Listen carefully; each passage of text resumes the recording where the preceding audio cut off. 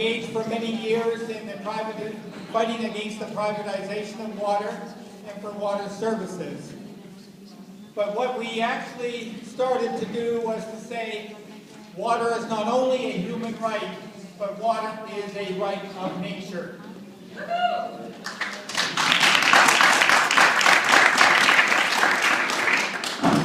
And so we began to probe this and try to understand it by virtue of looking at the role that climate change is playing in changing the nature of water itself and in changing our accessibility to water.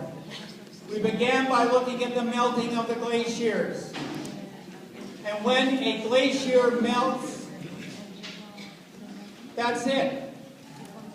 The water does not flow into rivers, does not become a part of the renewable process of water itself. When climate change creates warming in the soil and in the land and creates hot stains, then water disappears. And that's happening at a much more rapid rate. And we also looked at the question of what happens when precipitation gathers on the leaves of trees and then diminishes during this period of climate change.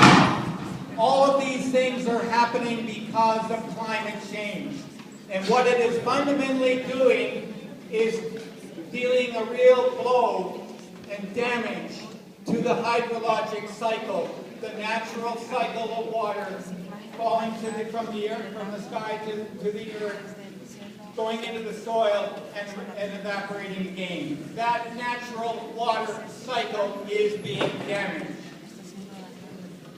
We then went on from there to look at some local examples.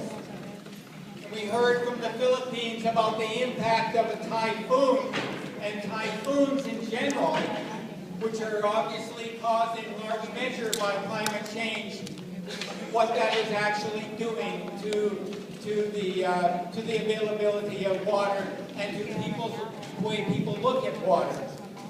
We learned also about how water affects food production and how